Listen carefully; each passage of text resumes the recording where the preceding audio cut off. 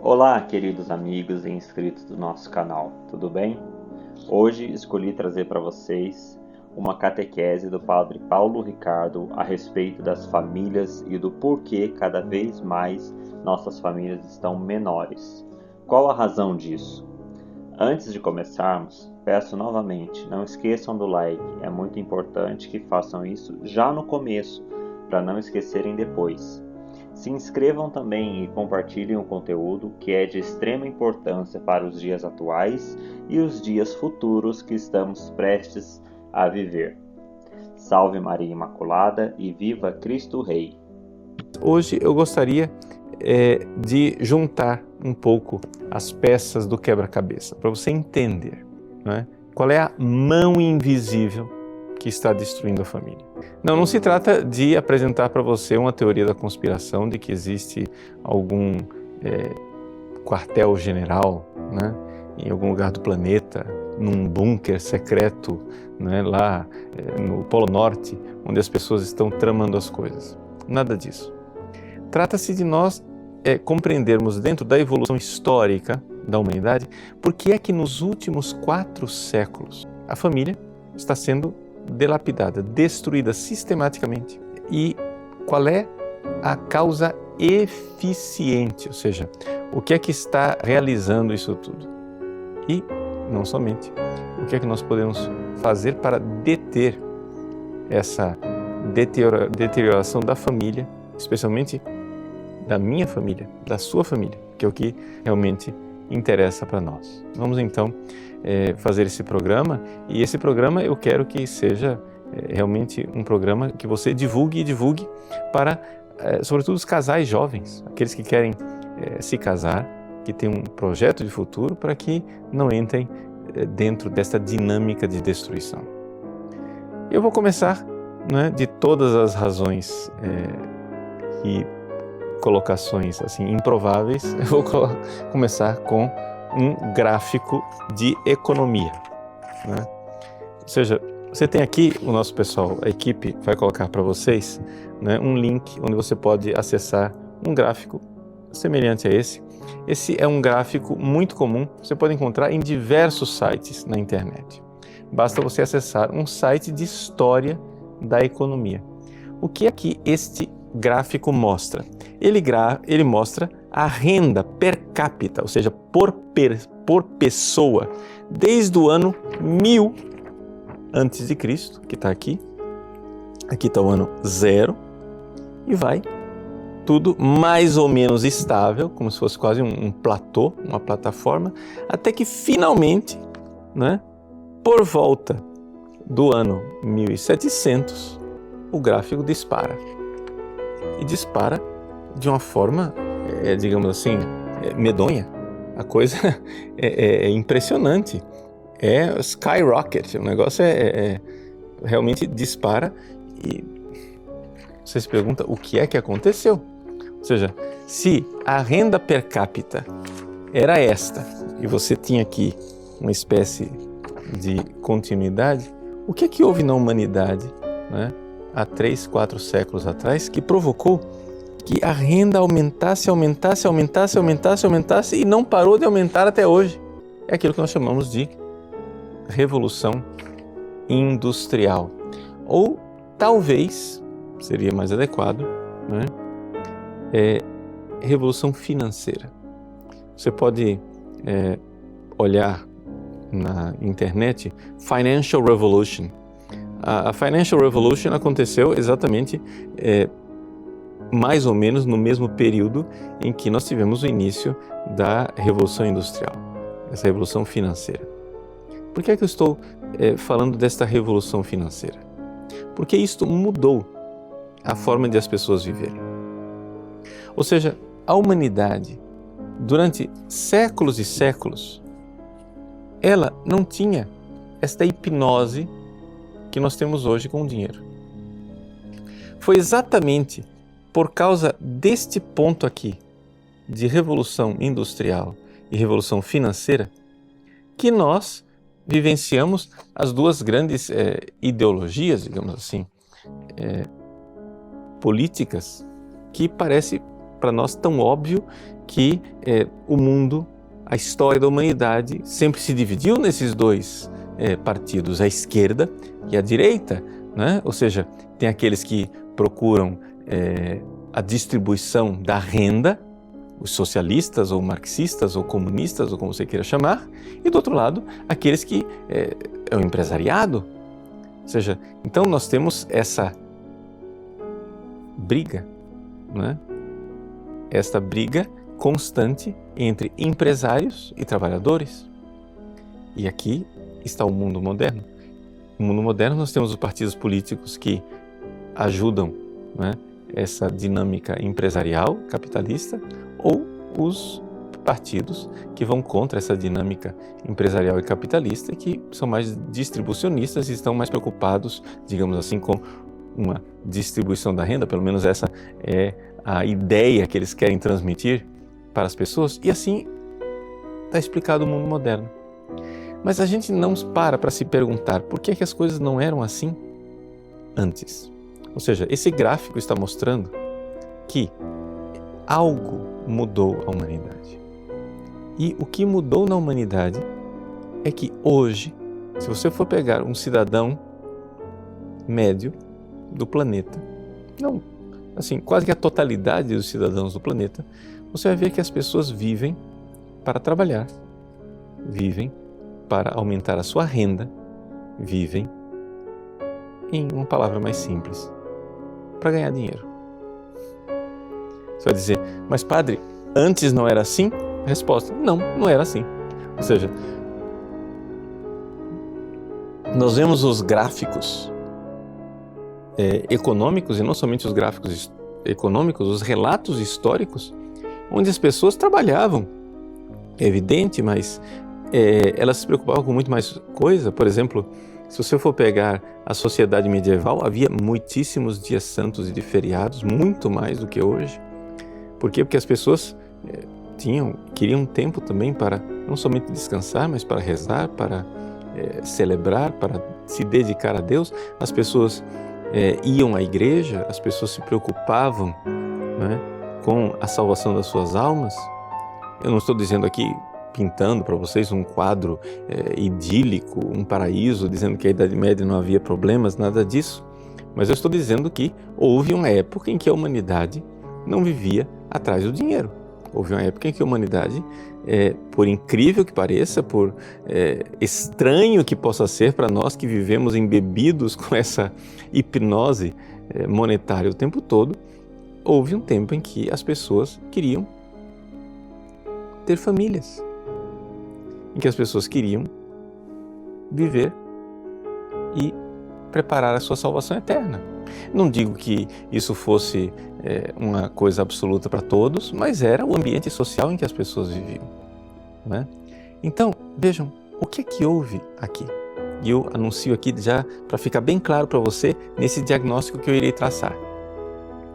Houve uma mudança de causa final.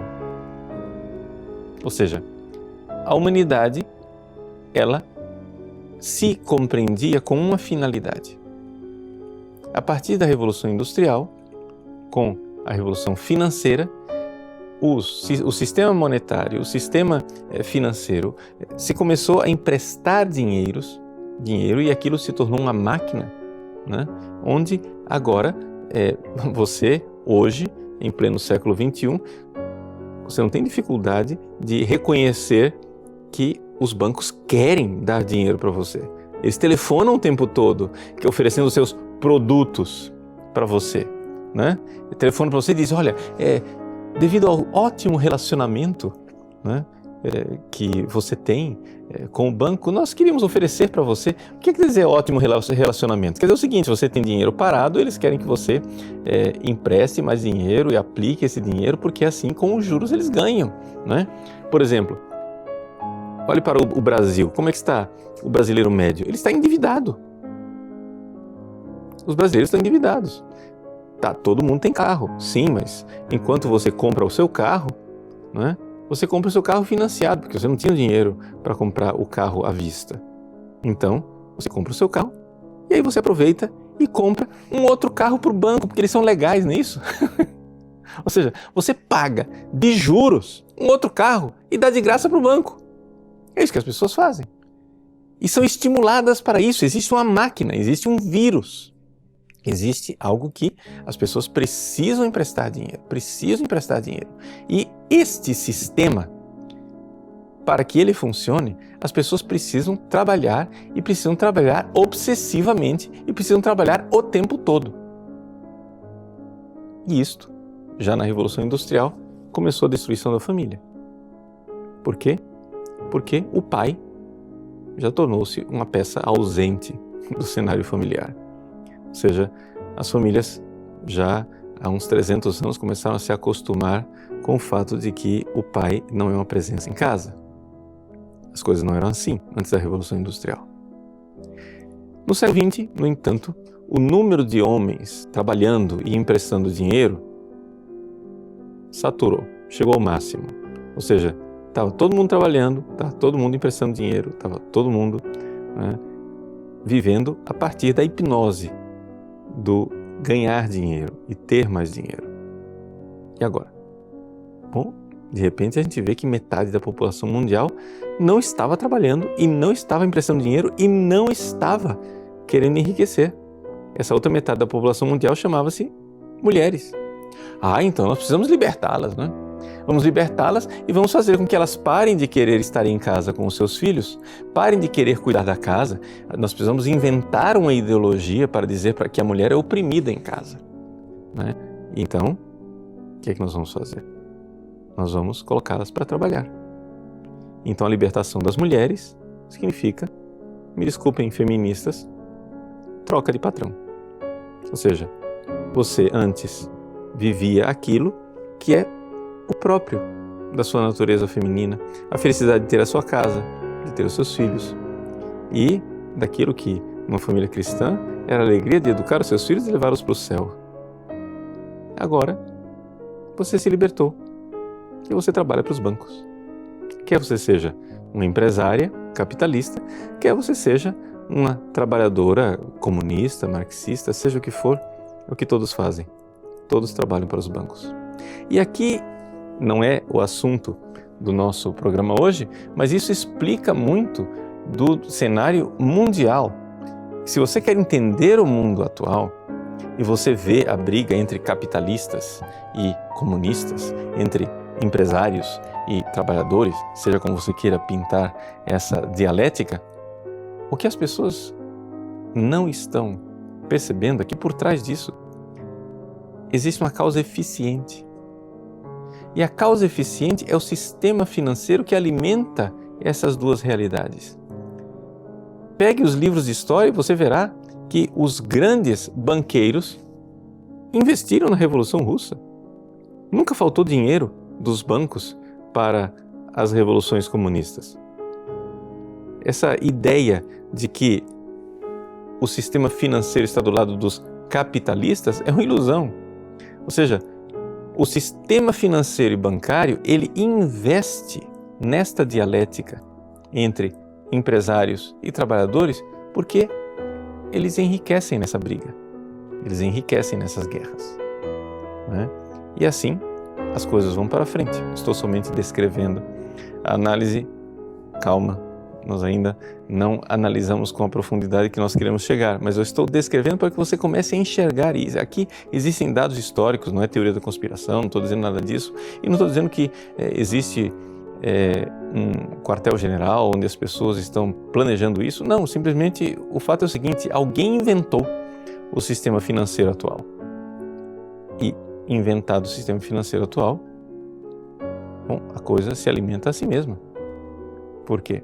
Porque eles querem ganhar dinheiro, ninguém quer deixar de ganhar dinheiro. E para eles ganharem dinheiro, eles precisam hipnotizar você, sua família e todo mundo para que todo mundo queira ganhar dinheiro. Então aqui nós temos um problema.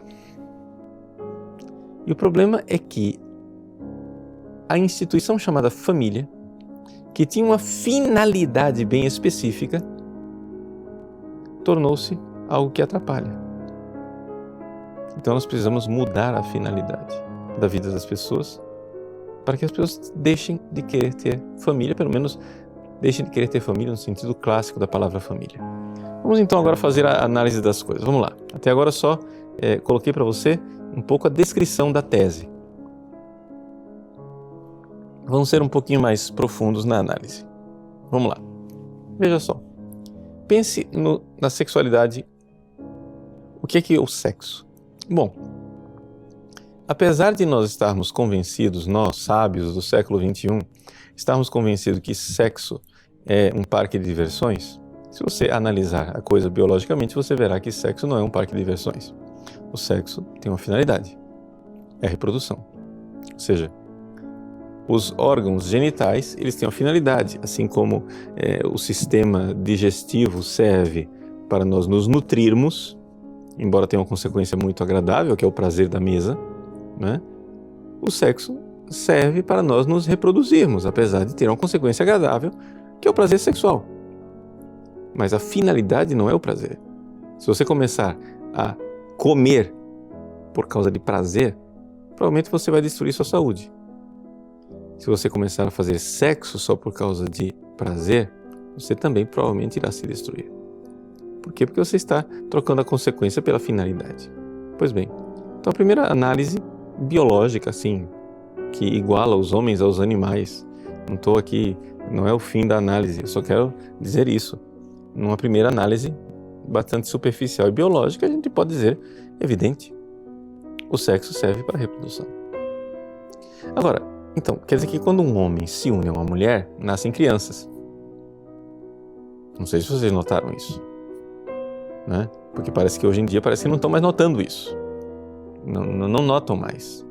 Mas quando um homem se une a uma mulher, nascem crianças. Pois bem, entre os animais, existe algum ser mais frágil e dependente do que um ser humano? Ou seja, você olha para um bezerro que nasce. Ele imediatamente se levanta e já começa a mamar. E ele tem uma dependência ali com a mãe durante um tempinho, logo depois cria sua independência, ele desmama e vai viver a sua vida. O ser humano, ele vive anos e anos. Hoje, se nós formos olhar as necessidades, 2 décadas, né? Ou seja, a maior parte dos seres humanos, antes de 20 anos de idade, não estão prontos para enfrentar a vida. Estão ainda bastante dependentes dos pais. Ora, então isso significa que um ser humano, né, na mais otimista das hipóteses, precisa de uns 15 anos de vida ao lado de uma estrutura que o eduque e que o ensine a ser humano. É aquilo que nós chamamos de educação, né? Eles precisam de uma estrutura estável. Essa estrutura estável chama-se família. E, portanto, é necessário eu quero que você entenda isso, a própria essência do ser humano, a própria condição humana exige que aquela união entre homem e mulher seja estável. Por quê? Porque existe na união entre homem e mulher uma distribuição de papéis, de funções para a educação da prole. E é isso que dá origem a uma coisa chamada família. A família é isso. Os animais não têm família porque os animais não têm alma. Eles não precisam ser educados, não é? Então é evidente que para um macho que vê uma fêmea no cio, não interessa para ele se aquela fêmea é a mãe dele, a irmã dele, a filha dele. Ele não tem família. Ele vai cobrir a fêmea, ponto e acabou. Mas para o ser humano não é assim. Para o ser humano existe mãe. Ela tem uma outra função. A função dela não é reproduzir, é educar. Existe filha. Ela tem outra função. A função dela não é reproduzir comigo, é ser educada. E assim se cria uma realidade chamada família, né? Essa distribuição de papéis é uma instituição, ela existe. E qual é a finalidade da família? A finalidade da família, me desculpe, não é o romance maravilhoso entre você e o seu marido, entre você e a sua esposa. A finalidade da família é a prole. Você está gostando do conteúdo da catequese? Já deixou seu like? Vamos para a segunda parte. Ou seja, são os filhos. Essa estabilidade, essa necessária estabilidade entre os dois é por causa da necessidade de ter esta estrutura para que os filhos cresçam e cresçam nesse ambiente favorável. Se você não está enxergando isso, analise um pouco mais a estrutura daquilo que é a educação humana, né? E você irá ver que todas as tentativas de substituir a família como escola, governo, ou seja, o quê? Tudo isso não passa de artefatos que estão remendando uma situação. Então, analise isso e veja que o ser humano precisa de família e a função principal da família é exatamente educar. Bom, agora vamos dar um passo a mais. E o passo a mais chama-se cristianismo. E nós cristãos sabemos que a família, ela existe, a união estável entre homem e mulher para educar os seus filhos, porque da união sexual entre homem e mulher nascem filhos e estes filhos são educados e recebem valores e recebem, né, todo o patrimônio cultural que a humanidade acumulou ao longo dos séculos, e os cristãos sabem muito bem que o maior patrimônio que eles precisam transmitir para os seus filhos é a fé e ensinar-lhes o caminho do céu. Então, veja que analisando, partindo da própria essência da sexualidade, passando para aquilo que é a reprodução humana, para a prole humana, para a educação da prole humana e a estabilidade necessária e para a transmissão dos valores culturais e espirituais, você então compreende que a família, ela tem uma finalidade espiritual. Ela tem uma finalidade educacional, se você quiser usar essa palavra. Mas nós cristãos sabemos muito bem que o cristianismo é exatamente isso. É um fenômeno educacional, ou seja, é uma realidade que transmite a verdade do Evangelho, uma verdade que liberta, que faz as pessoas entrarem em contato com a graça de Deus salvadora.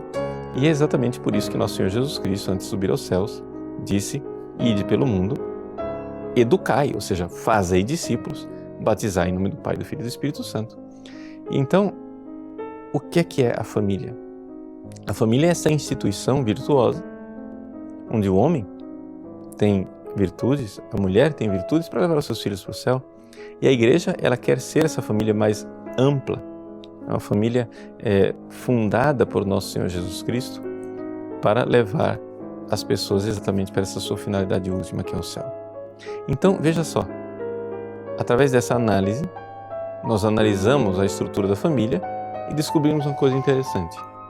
A família tem uma causa final, que é o que dá a ela a sua essência. Quando você quer explicar o que é uma coisa, sei lá, você vai explicar o que é uma caneca, você vai dizer, é um objeto de louça. Não, isso não explica o que é uma caneca. É um cilindro. Não, mas tem cilindro no motor do meu carro e não é uma caneca. Né? Para você explicar o que é uma caneca, você tem que dizer que é um recipiente com uma alça para conter líquidos, né? E facilitar o manuseio para que a pessoa possa beber. Se o líquido é quente, a alça ela é bastante prática para que a pessoa não se queime, né? Muito bem, eu dei a finalidade. Mas se eu troco a finalidade da caneca, ela deixa de ser caneca. Se eu pego a caneca e uso como uma arma de defesa para arremessar na sua cabeça, né, aquilo já não é mais uma caneca, é outra coisa. Já tornou-se uma arma.